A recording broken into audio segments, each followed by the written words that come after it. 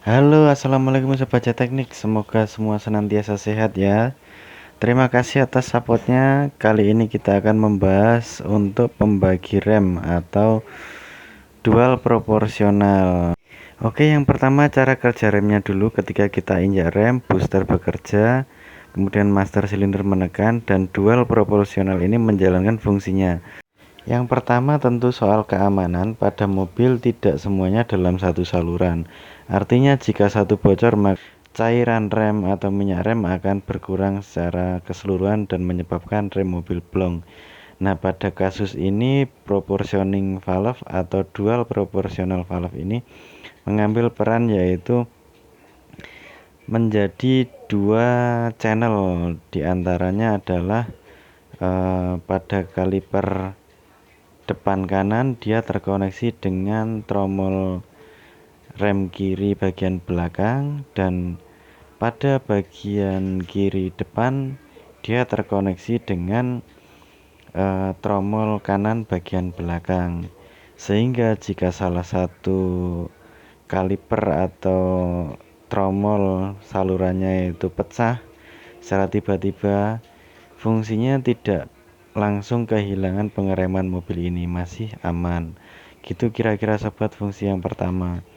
Kemudian fungsi yang kedua yaitu soal kontrol. Nah, antara rem cakram maupun rem tromol, tingkat pengeremannya dan daya cengkramnya akan berbeda. Nah, pada kasus ini dual proportional valve akan membagi tekanan sesuai pengereman mobil. Pada kondisi darurat, ketika kita mengerem mendadak, mobil akan ngempot jika bagian belakang lebih ngerem duluan atau tidak balan. Apalagi kondisi setelannya berbeda, mungkin secara kampas dan lain-lain. Maka tekanan ini yang membagi secara merata adalah dual proporsional, yang menyebabkan rem depan lebih terasa menyengkram duluan daripada bagian belakang. Oke, langsung kita praktek ya sobat. Inilah dia dual proportional valve atau DPV atau LSPV. Nah, ini kalau bocor minyak remnya tentu habis sobat. Nah, ini karena punya akord ini unik, dia punya lubang karet di bagian tengah. Sepertinya itu untuk produksi ya, waktu awal mungkin kondisi karetnya kenceng jadi tidak bocor. Nah, sekarang udah tua gini karetnya mungkin mengeras, jadi bisa bocor lewat bagian tengah sobat, dan minyak rem tentunya akan berkurang. Nah, ini dia bocor ke bawah langsung, apalagi kalau diinjek sekali jalan gitu 5 kilo dia langsung bisa berkurang banyak. Nah, ini kita lepasin dulu bracket baru bautnya ini pakai kunci 10 yang presisi ya, karena keras dan karat. Sama kalau nggak kuat jangan dipotong, tapi pakai tang buaya supaya bisa lepas gitu sobat. Nah, ini klip-klip wire-nya atau kabelnya dilepas juga. Nah, ini sobat, ini sudah saya lepas. Beberapa bisa pakai kunci ring yang presisi ya, tapi beberapa juga nggak bisa. Akhirnya saya pakai tang buaya sobat. Nah, itu cukup keras untuk melepas baut-baut yang karat. Setidaknya bisa dikencengin lagi, bisa dipasang lagi. Nah, ini dia bentuknya. Ini dua channel sobat, ada bagian bawah sama bagian atas. Ini kotor sekali ya, memang dari awal dapat belum saya bersihkan. Ini yang atas ini ke belakang, yang juga bawah juga ke belakang, seperti yang sudah dilihat di manual book tadi. Nah, kita bersihkan nanti, sama kita lihat ada tanda-tandanya apa saja di situ ya. Oke, ini setelah kita bersihkan sobat, jadi jeling, kelihatan baru lagi ya. Itu kelihatan tandanya rear. Nah, terus ini ada kode-kode apalah itu ya, yang penting intinya ini bagi tekanan sama saluran tadi kan.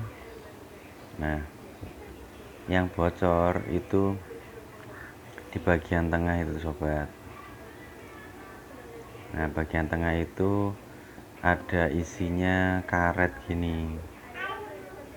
Ini karetnya cuman ngancing atau ngeklip biasa ya, jadi jelas kalau karetnya keras itu pasti akan rembes minimal, atau juga akan bocor kalau memang sudah pecah ya sobat. Nah ini menurut saya ini nggak ada gunanya, karena kalau untuk bleeding juga nggak perlu dari sini, nggak ada tutorial atau di manual booknya. Jadi ini saya ganti saja baut M4, tapi hati-hati jangan terlalu panjang, nanti jebol sobat. Harus pas, harus menyesuaikan kondisi asli karetnya, supaya mungkin di dalamnya ada pir atau gotri karena pembagi tekanan ya, itu jangan sampai kena ke saluran bagian dalam. Saran saya seperti itu. Nah makanya saya pakai nih tab M4. Nah ini langsung nanti diulir di situ sobat.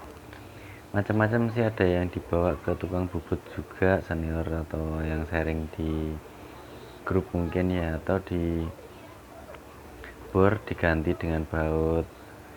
Ukurannya unik ini, kalau enggak 13 ya 14, karena kalau 10 dia jauh longgar, jadi 12 juga nggak bisa. Kemarin saya coba. Nah ini makanya ke bagian dalam aja. Itu kira-kira sobat. Nah, setelah didrat ya pasti bisa kenceng lah, tinggal dikasih selotip atau apa nanti gitu sobat. Gitu didrat terus. Nah ini bagian dalamnya itu yang saya drat sobat. Ada yang bagian luar, tapi saya milih bagian dalam karena bisa pakai baut yang kecil gitu. Nah ini setelah dikasih Loctite ya, lem gitu, lem baut, baru tambah selotip supaya lebih kenceng aja sobat. Habis itu tambahi Loctite lagi.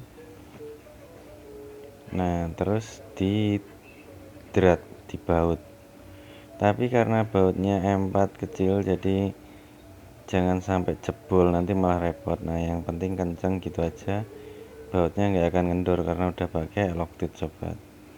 Nah begini penampakan kira-kira setelah menggunakan baut sobat. Mantap bukan ya? Kita langsung pasang dengan urutan terbalik dari sebelumnya pelepasan, langsung dites bocor atau tidaknya. Oke sobat, kita langsung pasang. Nah ini dia sobat, setelah terpasang kembali, yang bautnya hancur ya, pakai ngencenginnya pakai tang buaya ya, sebelah kiri itu. Yang penting jangan sampai ada kebocoran. Terus di bleeding saya sarankan pakai sarung tangan karena landep ya, minyak rem ini getas di tangan. Terus dicek setelah diteken-teken, nah ternyata kering sobat, udah nggak ada lagi kebocoran gitu, berarti sudah berhasil tipnya dan sudah dipakai jalan juga, nggak ada masalah. Mungkin seperti itu sobat tipsnya. Nah jangan lupa menjaga level minyak remnya di max, nanti dicek lagi setiap kali jalan. Kalau sudah tidak berkurang berarti sudah ciamik. Terima kasih sobat, salam teknik.